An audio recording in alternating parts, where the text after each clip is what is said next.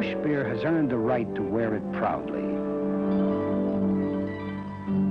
Because only the best 6-row barley, the finest blend of domestic and imported hops, go into the brewing of Busch. Because Busch takes the time to let the brew age to full maturity, takes the time for natural carbonation. The result, a better beer for you. Because Busch does it like no other beer. Visit our brewery and we will prove it. Bottom of the third, crowd and 69-degree temperatures in Detroit, a mild breeze 4 miles an hour out of the west. Humidity only 47%. Tom Heller leads it. Watch out for the hook. When your battery dies, the hook is waiting. If he gets you, you're in trouble. Gotcha. But now there's help in the fight against the hook. Ford introduces the Motorcraft Long Life Premium Battery. Years of power packed in tough polypropylene. Motorcraft for long life for any kind of car. Motorcraft helps keep you off the hook. Welcome, Motorcraft. Welcome. Hey, sport, you know Command Dry and Natural Hair Control was made for guys like you. If you're throwing the discus, your hair stays perfect. Even jumping the hurdles, there's still no muss. You see, if you've got longer hair and a long, active day ahead of you, well, you just gotta get Dry and Natural. And no matter what your specialty, Dry and Natural Antiperspirant will keep you dry. Command Dry and Natural, long-lasting control for you active guys. Last to the fourth. Tigers get a chance here against Ryan.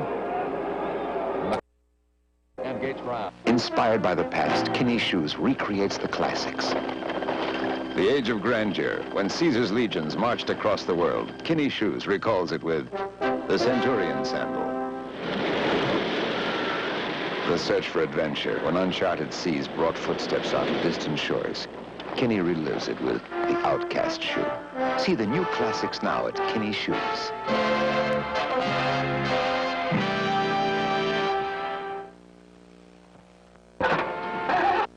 If your car is hard to start or stalls frequently, chances are you need Gum Out, the original carburetor cleaner. Just pour it in the gas tank. Gum Out cleans the inside of your carburetor while you drive, just as Gum Out in the new Jet Spray can cleans the outside. Your car starts easier, runs better with a carburetor that's clean, inside and out. Treasure Hunters in 30 minutes. You and I have proved here again tonight that we can make a difference. So let us stay involved until we have elected a leadership that once again can make us proud of this great nation. Good night, and God bless you all. Senator George McGovern and his jubilant supporters in Los Angeles celebrating a clean sweep of all 4 primaries yesterday and a big step for the Democratic presidential nomination. We'll have the details in a moment. From Los Angeles, this is the CBS Evening News with Walter Cronkite. Roger Mudd reporting from the CBS Newsroom in New York. And Eric Severide in Washington. David Shoemaker in Los Angeles. Bruce Morton in Houston. Bill Curtis in San Francisco. Richard Threlkeld north of Hue, South Vietnam. And Ike Pappas in Miami Beach, Florida. Coronet announces a vintage year for the bathroom. In a year when other bath tissues have gone flat, we've gone wild. Wild with great designs in Coronet Rosé, Beaujolais, and sparkling champagne. 2-ply and quilted for softness, with a fresh scent that's only mildly intoxicating. Wild Coronet bath tissue. We're on our way. Coronet bath tissues from Georgia Pacific. There's a pretty 4-roll flower pack, too. Don't write with a blueberry. For the blueberry, you're going to get a half a tea, a piece of wine. Besides, it would take you 2 boxes of blueberries to write 1 postcard. That's how small they are. If you must write with a fruit, write with a Bic banana. A smooth, writing fine line marker beauty. It comes in a lot more colors than a blueberry, and it costs a lot less money than a car. 29 cents. The big banana. Good evening. His rivals will try, but Senator George McGovern may now be unbeatable for the nomination to oppose President Nixon. McGovern's 4 primary victories, especially the big one here in California, have put him in a commanding position. With 99% of the vote counted, McGovern defeated Senator Hubert Humphrey here by 45% to 40%. Alabama Governor George Wallace, on a write-in, got 5%, but that figure will be changed by write-ins yet to be counted. Wallace ran a surprisingly strong race in New Mexico, beating out Humphrey for a share of delegates, which are divided proportionately between the 2 top leaders there. And with that count almost complete, McGovern had 33%, Wallace 29%, and Humphrey 26%. The victories in California, New Mexico, South Dakota, and New Jersey put McGovern far out in front in convention delegate strength. The New Jersey returns are subject to slight change, but as the situation stands now, McGovern has 910 delegate votes, bound or otherwise committed to him. That's almost a 3-to-1 lead over Wallace or Humphrey.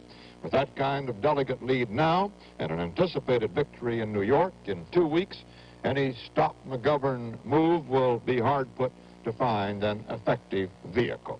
Even while McGovern was celebrating, rivals began zeroing in on the size of his California victory margin. And the senator himself was aware of that vulnerability. David Shoemaker reports.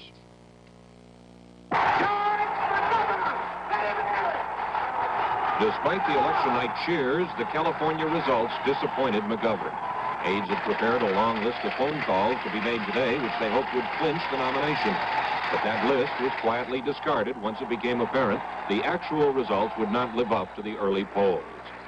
This morning, after receiving a congratulatory phone call from Humphrey, McGovern met briefly with reporters, conceded his poor showing in the Jewish vote hurt most, took comfort in finally topping Humphrey among blacks. This was a very rough, tough campaign in California. I frankly don't expect to have a tougher one. And we survived it in a state that's highly volatile.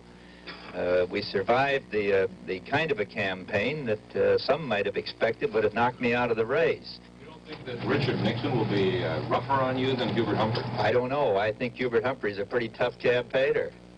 Then, McGovern pledged that if elected, he would go to Hanoi, seeking the release of American prisoners. There's no point going to Hanoi just to put on a grandstand act, but if it becomes necessary, in my judgment, to accelerate the end of this war, I'd be willing to go there or any place else that I thought would shorten the war by 24 hours. Actually, McGovern hoped for a wide enough margin in California to break down the resistance of key party leaders and hand him the nomination within the next 2 weeks. Now he knows you'll have to do it the hard way, one delegate at a time. David Shoemaker, CBS News, Los Angeles. McGovern's victory came from a broad base of support among various categories of voters. That's according to a CBS News survey of some 2,600 Californians as they cast their ballots at our CBS News selected precincts. The survey, subject to a slight sampling error, of course, indicated that among age groups, McGovern carried the under 40 vote, tied Humphrey in the next category, and lost only the over 60s. Humphrey carried the aerospace workers, worried about their jobs, by 44 to 31%. But in the broad racial and ethnic breakdown, McGovern won with whites, Mexican Americans, and blacks.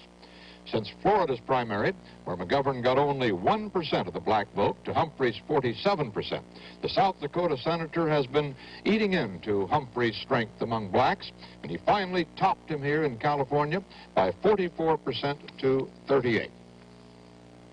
California Congressman Paul McCloskey, the anti-war Republican who unsuccessfully challenged President Nixon early in campaign 72, won renomination to the House. By a 2-to-1 margin, California voters rejected Proposition 9. That was the environmental measure which would have put a very tough anti-pollution control into the state law. Foes of the measure, led by big business and labor, were said to have contributed almost $1.5 million to fight it, on the contention that it would do more economic harm than environmental good. Already out trying to beat McGovern to those available delegates, Humphrey lost no time in getting down to Houston to caucus with Democrats at the National Governors Conference, and Bruce Morton reports. Hubert Humphrey told the governors he is still a candidate, is not leading a Stop McGovern drive, but will fight McGovern's views on welfare and defense in the party platform. And he said that to win, the Democrats should keep George Wallace in the party. I emphasize the importance of recognizing the position of Governor Wallace in the party. We cannot ignore his vote appeal. We will do so at our peril. That I was hopeful that there would not be a third party, that the Governor of Alabama would stay within the ranks of the Democratic Party, and that we would make it possible for him to do so by respecting him for his endeavors and assuring him of a welcome within the ranks of the Democratic Party. Would Humphrey consider Wallace as a running mate? He had said no before. I have said repeatedly that if a man would accept the platform, that he is eligible in my book for a vice presidential nomination, but I think it's highly unrealistic that George Wallace and Hubert Humphrey be on the ticket. A generation ago, Humphrey led a convention fight for civil rights, and the Dixiecrats walked out. Today, Southern governors were saying that in a McGovern-Humphrey race, they were for Humphrey. Well, I am neutral and uncommitted, and I'm not a participant in a stop or start movement of any kind. And I think that as of today, that Senator Humphrey more nearly represents the thinking of the American mainstream.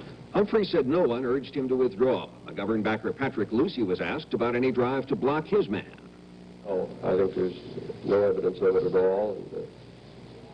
Governor Carter, who was linked by the press with an alleged Stop McGovern movement, I think would be the first to disavow any such association. And I see no evidence of a Stop McGovern movement at this conference. For primary losses or no, Humphrey is still a candidate, though once today, asked about running with George Wallace, he said, "In my present condition, it's hardly necessary for me to talk about a running mate." Humphrey says he's not leading any Stop McGovern drive. Neither, apparently, is anybody else here. Bruce Morton, CBS News, Houston.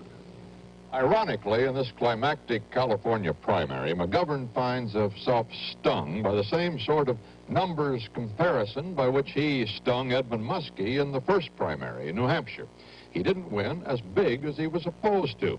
Much of this results from a pre-election survey last week by the respected Mervyn Field California poll. When it became apparent that McGovern's margin was much smaller, Bill Curtis talked with Field about it in San Francisco. Mr. Field, looking at those figures again, first of all, for May 31st, you had 20 percentage points spreading between McGovern and Hubert Humphrey, and of course we wound up with only a 6 percentage point difference. Why?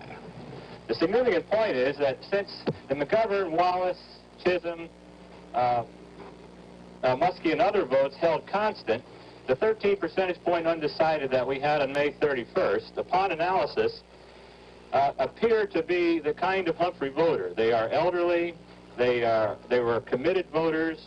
We screened people who were not registered, screened out people who were not registered, who were not committed to vote, and apparently Humphrey picked up the lion's share of this 13, plus perhaps a couple of percentage points